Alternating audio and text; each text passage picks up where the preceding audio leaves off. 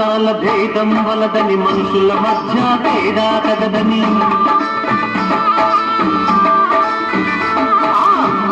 మతాల భేదం వలదని మనుషుల మధ్య తేడా కదదని శాపకుడు సిద్ధాంతము నేర్పిన బ్రహ్మ నాయకుని వారసులైతే వీరగంధం వీరగంధం వీరగంధం తెచ్చినామయ్యా